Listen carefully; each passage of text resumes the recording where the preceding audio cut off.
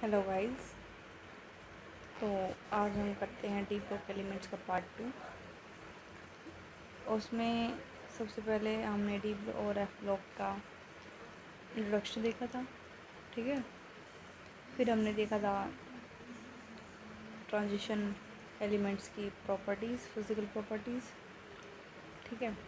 अभी मैं चल रहे थे, अभी उसके अंदर ही हम डिस्कस करेंगे एटॉमिक और आयनिक साइज़ में क्या वेरिएशंस आती हैं, ठीक है। Ions of the same charge in the given series show progress decrease in radius with increasing atomic number. जैसे जैसे एटॉमिक नंबर बढ़ता है एटॉमिक रेडियस घटती है, क्योंकि न्यू इलेक्ट्रॉन एंटर करते हैं डी ऑर्बिटल के अंदर। Each time nuclear charge increase हो जाता है, हर बार एक एक बढ़ता है ना, बाई यूनिटी।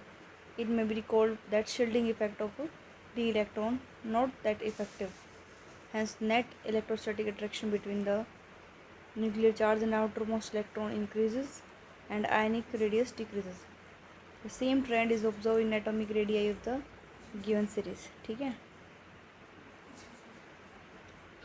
वेरिएशन जो है विद इन सीरीज़ के अंदर काफ़ी स्मॉल है। इंटरेस्टिंग पॉइंट इसमें ये है कि एटॉमिक साइज होता है वन सीरीज़ का इज़ कम्पेयर विद अदर के साथ, जैसे कंपेयर है तो पहले तो इंक्रीज़ होएगा 3D से, फिर 4D, 3D to 4D increase होएगा। But radius the third 5D series virtually same as those of corresponding member of the second series. 4D और 5D सीरीज़ वाली की रेडियाई लगभग सेम ही रहेगी, क्योंकि इंटरवेंशन ऑफ यहाँ पे आ जाता है 4F ऑर्बिटल एंटर हो जाते हैं, जिससे क्या हो जाता है must be filled before 5D से पहले हम 4F में भरते हैं। तो filling of 4F before 5D orbital result in the regular decrease in atomic radii, जिसे लेंथेनॉइड कॉन्ट्रैक्शन बोलते हैं, which essentially compensate for the expected atomic size with increasing atomic number। तो नेट रिजल्ट है lanthanoid contraction की वजह से क्या हो जाता है, second and third D series exhibit similar radii, ठीक है, जैसे ज़िरकॉनियम और हाफनियम है, इनकी सिमिलर प्रॉपर्टी है 160।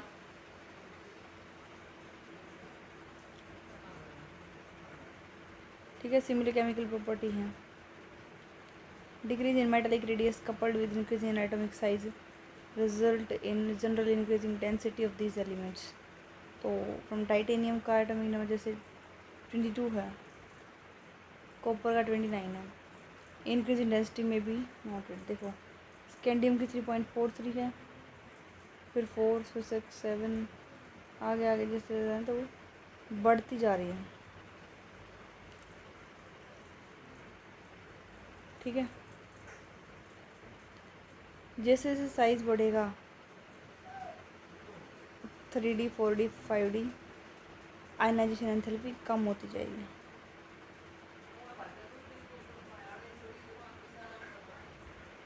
ठीक है।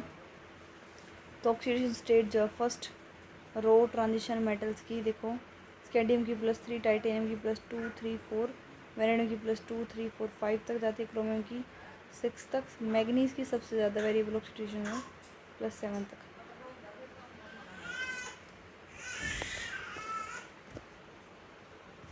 इंटरेस्टिंग फीचर इसमें क्या है कि जो वेरिएबिलिटी ऑक्सीडेशन स्टेट की डी ब्लॉक एलिमेंट्स की वो नोटिस की गई, ठीक है। पी ब्लॉक एलिमेंट्स जो हैं इसमें उनकी लो ऑक्सीडेशन स्टेट हैं are favoured by heavier members due to inner pair effect की वजह से। Opposite is true in the group of D block. For example group 6 की बात करते हैं, मोलिब्डेनम की है 6, टंगस्टन की 6, ठीक है, ये काफ़ी स्टेबल पाई गई है। क्रोमियम की भी 6, ठीक है, इनसे क्रोमियम की भी है तो 6, लेकिन ये ज़्यादा स्टेबल नहीं है, क्रोमियम की तो +4 वाली ज़्यादा है, ठीक है। क्रोमियम +6 है, इस वजह से डाइक्रोमेट फॉर्म करता है एसिडिक मीडियम के अंदर, स्ट्रॉन्ग ऑक्सीडाइजिंग एजेंट की तरह बिहेव करता है, ठीक है। मोलिब्डेनम के ऑक्साइड्स हैं O3 और टंगस्टन, ये जो हैं एग्जिस्ट नहीं करते। लो ऑक्सीडेशन स्टेट फाउंड जब भी कॉम्प्लेक्स कंपाउंड हुआ है, लो ऑक्सीडेशन हमें देखने को मिली है। Has ligands capable two of जो पाई एक्सेप्टर कैरेक्टर होते हैं ना लिगेंड्स, जैसे NO है, CO है, इनमें इनकी लो ऑक्सीडेशन स्टेट हमें देखने को मिलती है। जैसे NiCO4 है, ठीक है, और FeCO5 है, ठीक है। इनमें ऑक्सीजन स्टेट निकल की और आयरन की जो है वो 0 है, निकल और आयरन की 0 है, ठीक है। देखो गाइज, जहाँ से भी आपको समझ नहीं आए कमेंट कर देना कि यहाँ से ये लाइन हमें समझ नहीं आई, तो इसको फिर से एक्सप्लेन करें कि इसको आपने किस तरीके से एक्सप्लेन किया, ठीक है। मैं दोबारा से एक्सप्लेन करके आंसर कर दूँगी, ठीक है। स्टैंडर्ड इलेक्ट्रोड पोटेंशियल और जब हम इसका ग्राफ निकालेंगे ऑब्जर्व और कैलकुलेटेड का, थोड़ा बहुत डिफरेंस मिलेगा बस, अदरवाइज़ ज़्यादा नहीं मिलेगा। कॉपर वाले केस में और निकल वाले केस में देखो जो कैलकुलेटेड है वो थोड़ा सा कम आ रहा है, ऑब्जर्व्ड वो ज़्यादा है, ठीक है। कॉपर से लेके जिंक तक थोड़ा सा वेरिएशन, अदरवाइज़ आयरन तक सेम है ऑब्जर्व और कैलकुलेटेड हमारे पोटेंशियल डिफरेंसेस, ठीक है। यूनिक बिहेवियर यहाँ पे हमें कॉपर का देखने को मिला है। इसका हैवी, इसके पास पॉजिटिव इलेक्ट्रोड पोटेंशियल ज़्यादा, account for its inability to liberate H2 from acid. ये क्या करता है, इसके पास इनएबिलिटी होती है, जैसे ही एसिड्स के साथ ये को रिएक्ट करते हैं तो H2 गैस नहीं करता रिलीज। ये only oxidising acids, nitric acid and hot concentrated sulphuric, ये रिएक्ट करते हैं कॉपर के साथ, एसिड बीइंग रिड्यूस्ड हो जाता है, ठीक है। The high energy of transition copper जो सॉलिड फॉर्म से CO2 पॉजिटिव एक्वस फॉर्म में हो जाता है, ये नॉट बैलेंस, मतलब हाइड्रेशन से बैलेंस नहीं होता, हाइड्रेशन एंथैल्पी से generally trend toward less negative electropotential value series to related to general increase in sum of the first and second ionisation enthalpy. देखो लॉस ऑफ 1 इलेक्ट्रॉन, रिडक्शन मतलब यहाँ पे copper दोनों reducing और oxidising दोनों की तरह बिहेव कर रहा है। YCr2 plus reducing and Mn3 plus oxidising agent where both है दोनों की D4 कन्फिग्रेशन। क्यों? क्योंकि Cr2 प्लस जो है एक रिड्यूसिंग है, as its configuration change from इसकी D4 से D10 हो रही है, D3 sorry, later having half filled T2G level, इसका हाफ फील्ड है, T2G वाला तो हाफ फील्ड है, ठीक है। On the other end change from Mn3 plus से Mn2 हो रहा है, half filled D5 configuration which is extra, इसकी ज़्यादा एक्स्ट्रा स्टेबिलिटी है, इस वजह से कह सकते हैं ना। ये तो हाफ फील्ड हो जाएगा, Mn वाले केस में ये वाला इसका ये हाफ फील्ड है, इसका ये हाफ फील्ड है, ये ज़्यादा स्टेबल है इसके कंपेरिजन में, ठीक है। हैलाइड्स जो है 3D मेटल्स के, ये देखो वेनेडियम, क्रोमियम, मैग्नीज, आयरन, इन सब की Fe(x3) Fe(x2) मिलेगा, या तो COF3 और COF2, CuCl2 मिलेगा, ZnCl2 मिलेगा, ठीक है।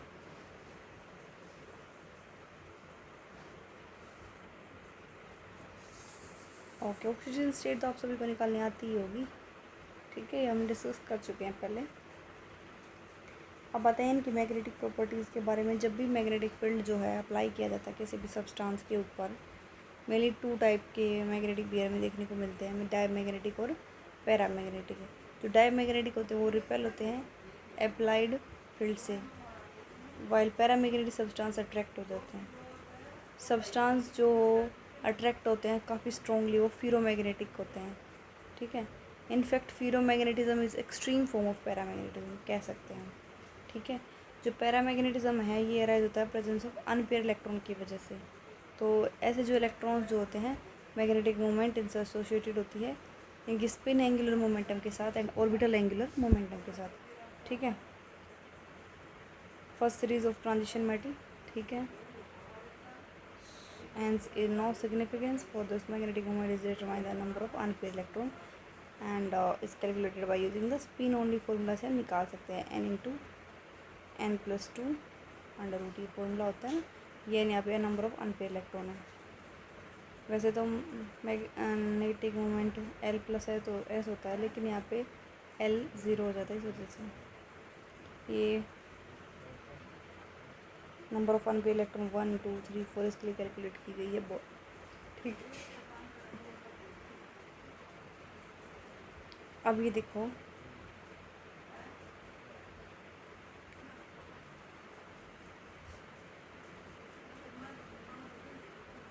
कलर आयंस फॉर्म करने की इनके पास एक और प्रॉपर्टी होती है। देखो जिनकी D0 और D10 होती है नंबर ऑफ इलेक्ट्रॉन के अंदर, ये कलरलेस होते हैं। d orbitals is excited to higher energy d orbital energy is excited corresponding to frequency of light absorbed generally lie in the visible region में color observe complementary color हमें देखने को मिलता है। frequency of light as if is determined by nature of the ligand। ठीक है, किस तरीके का ligand है वो उस तरीके की लाइट एब्जॉर्ब करेगा। ठीक है, और उसका कॉम्प्लीमेंट्री कलर हमें देखने को मिलता है। जैसे क्योर है इस टाइप से, कलर व्हील बोला जाता है इसको। जैसे अगर कोई ब्लू लाइट एब्जॉर्ब करेगा तो उसको ऑरेंज कलर दिखेगा, ग्रीन एब्जॉर्ब करेगा तो रेड दिखेगा। ठीक है, T2G से E3 में एक्साइटेशन है। ठीक है, देखो स्कैंडियम +3 और टाइटेनियम +4 की D0 होती है, दोनों कलरलेस होते हैं, ये याद ध्यान रखना। और एक D10 जिंक Zn2+ की भी, ये भी कलरलेस होता है।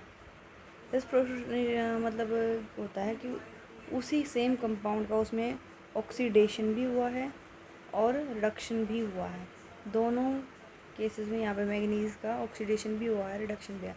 +6 से +7 करके तो इन्हें ऑक्सीडेशन किया यहाँ पे, और +4 करके इसने रिडक्शन किया। ठीक है, यहाँ से ये क्वेश्चन यहाँ से भी ज़रूर होता है। ब्रास और ब्रॉन्ज टीजीटी में आया हुआ है क्वेश्चन। ठीक है, ब्रास किस किस का अलॉय है? कॉपर और जिंक का। ब्रॉन्ज कॉपर और टिन का। ब्रॉन्ज एन की यहाँ से आवाज़ आ रही है ना, टिन यहाँ से भी एन की आ रही है ना, तो इसे याद रख लेना।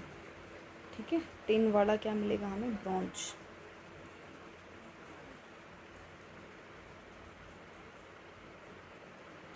थोड़ा सा रहता बेटा, हो जाएगा आज, करवा देंगे। ठीक है, ठीक है। तो जो अलॉय होता है वो ब्लेंड होता है मेटल्स का, जब हम प्रिपेयर करते हैं मिक्सिंग कंपाउंड्स को। ठीक है, अलॉय में भी होमोजीनियस सॉलिड सॉल्यूशन भी हो सकता है। In atoms of one metal are distributed randomly among the atoms of other. ऐसे अलॉय जो होते हैं are found by atoms with metallic radii that are within about 15% of each other. क्योंकि similar radii जो होती है ना, और उनकी कैरेक्टरिस्टिक्स जो होते हैं ट्रांजिशन मेटल की, अलॉय जो होता है readily form by these metals. ठीक है, हाई मेल्टिंग पॉइंट होता है। Best non ferrous alloy, chromium, vanadium, tungsten, molybdenum, manganese are used for the production of the variety of steels and stainless steel.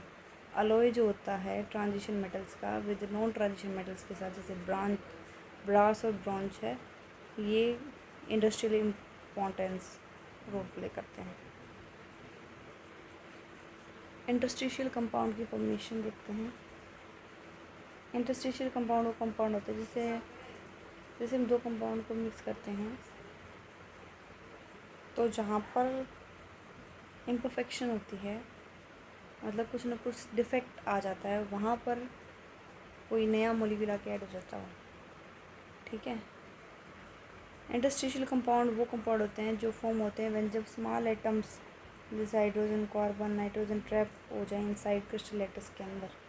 ठीक है, usually non stoichiometry होते हैं, ना तो ये आयनिक कह सकते हैं ना कोवलेंट कह सकते हैं। जैसे TiC हो गया, Mn4n हो गया, Fe3H हो गया, वेनेडियम H 0.56 हो गया, टाइटेनियम H 1.7 हो गया।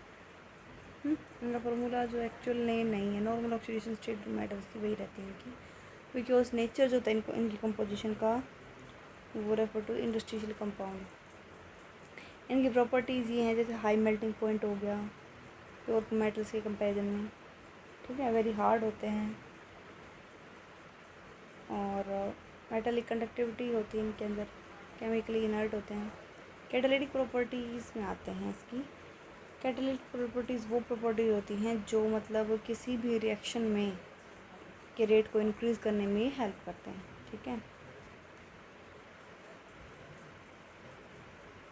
ओके, इसमें से इम्पोर्टेंट बात यहाँ से निकल के आती है, कॉन्टैक्ट प्रोसेस, जिसमें V2O5 कैटलिस्ट होता है जो H2SO4 की मैन्युफैक्चरिंग में हेल्प करता है, V2O5, ठीक है। हेबर्स प्रोसेस होती है, फाइनली डिवाइडेड आयरन में यूज़ की जाती है मैन्युफैक्चरिंग ऑफ अमोनिया में, हेबर्स प्रोसेस यूज होती है। कैटालिटिक हाइड्रोजनेशन रेनी निकल जो होता है एल्कीन टू एल्कीन फॉर्मेशन में, ठीक है।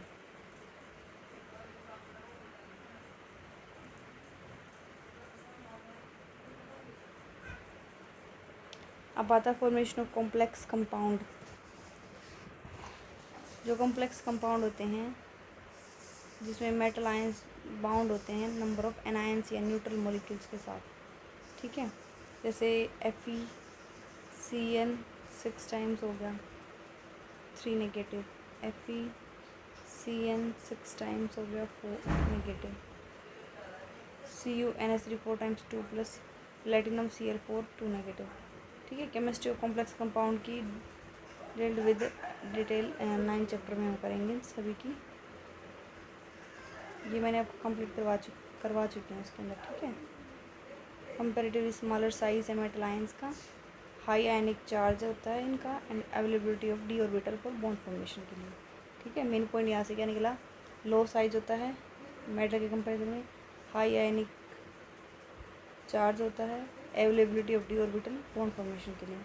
अब आते हैं outer electronic configuration of niobium 4d4 5s1, niobium की रहने वाली ये RPSC के एग्ज़ाम में आ चुका है। मैग्नेटिक मूवमेंट कैलकुलेट करो जिसका एटॉमिक नंबर 25 हो। 25 हो तो इसमें देखो कितने अनपेयर इलेक्ट्रॉन है, D5 है, ये 5 अनपेयर इलेक्ट्रॉन है, तो 5 × 5 + 2 the root. Which property of transition metal is responsible for complex formation, several oxidation state, ये तो सारी नहीं है। In which following compound manganese show maximum radius, इसमें से ऑक्सीडेशन स्टेट देख लेंगे, +4 +7 +2 +3 +2 वाले की रहेगी, है ना।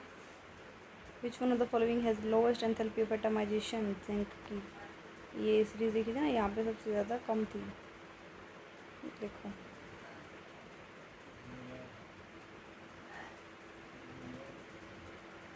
अब आते हैं कुछ इंपॉर्टेंट कंपाउंड्स हैं ट्रांजिशन एलिमेंट्स के, ऑक्साइड्स और ऑक्सोएनाइंस हम मेटल्स के देखते हैं, ठीक है। अभी चैप्टर कंप्लीट हो जाएगा, डोंट वरी। तो ये जो ऑक्साइड्स हैं generally form by reaction of metals की ऑक्सीजन के साथ होती है हाई टेम्परेचर पे। जो जितनी मेटल्स हैं ना स्कैंडियम को छोड़ के मेटल ऑक्साइड फॉर्म करते हैं जो कि आयनिक होती हैं। हाईएस्ट ऑक्सीडेशन नंबर जो होता है इन ऑक्साइड्स के अंदर, ठीक है, with group number and attend bye in scandium Sc2O32 Mn2O7, ठीक है। ये इसके इनके ऑक्साइड्स है, वेनेडियम की, आयरन की, टाइटेनियम की। तो जो ऑक्सीडेशन, ये देखो इसमें इससे इम्पोर्टेंट क्या निकल के आता है,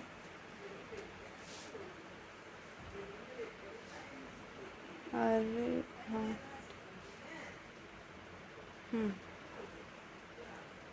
तो जो ऑक्साइड है V2O5, ये तो एम्फोटेरिक है, जो एसिडिक भी बेसिक दोनों की तरह बिहेव करता है, ठीक है। CrO ये बेसिक है, Cr2O3 ये भी एम्फोटेरिक होता है, ठीक है। K2Cr2O7 पोटेशियम डाइक्रोमेट, यहाँ से रिएक्शंस हमारे स्क्रीनिंग एग्जाम्स में पूछी जाती हैं, जैसे क्रोमाइट और की सोडियम क्रोमेट के साथ रिएक्शन करते हैं FeCr2O4 कि NaOH के साथ रिएक्शन करवाते हैं एयर के अंदर, तो Na2CrO4 बन जाएगा, Fe2O3 निकलेगा, ठीक है। फिर Na2CrO4 की फिर से एसिड रिएक्ट करवाते हैं, Na2Cr2O7 बन जाता है। फिर Na2Cr2O7 की KCl के साथ करवाएंगे तो K2Cr2O7 बन जाएगा, ठीक है। ये देखो यहाँ पे मैंने कर रखा है अच्छे से, इसमें अच्छे से नहीं दिख रहा होगा। ये क्रोमेट और है, इसे सोडियम क्रोमेट बना दिया, सोडियम क्रोमेट से सोडियम डाइक्रोमेट बना दिया, सोडियम डाइक्रोमेट से पोटेशियम डाइक्रोमेट। ऑरेंज क्रिस्टल्स हमें देखने को मिलते हैं। ऑरेंज क्रिस्टल्स हमें पोटेशियम डाइक्रोमेट के हमें मिलेंगे। क्रोमेटो CrO4 2 नेगेटिव, एसिड डाला इसमें Cr2O7 2 नेगेटिव बन गया, बेस डाला तो CrO4 2 नेगेटिव बन गया, ठीक है। यानी कि क्रोमेट और के अंदर CrO4 2 नेगेटिव के अंदर एसिड डालती है तो डाइक्रोमेट बन जाता है, Cr2O7 2 नेगेटिव बन जाता है, ठीक है। अगर OH नेगेटिव डालती है वापस बेसिक सॉल्यूशन करके क्रोमेट और बन जाता है, ठीक है। ये क्रोमेट और का डायग्राम है, CrO4 2 नेगेटिव, ये डाइक्रोमेट Cr2O7 2 नेगेटिव, ठीक है। ओके, सोडियम और पोटेशियम डाइक्रोमेट जो होते हैं स्ट्रॉन्ग ऑक्सीडाइजिंग एजेंट होते हैं, ठीक है। पोटेशियम डाइक्रोमेट यूज़ किया जाता है प्राइमरी स्टैंडर्ड वॉल्यूमेट्रिक एनालिसिस के अंदर, ठीक है।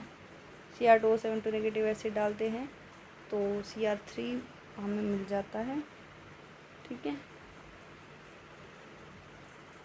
Acidified potassium dichromate will oxidise iodides to iodine, ठीक है।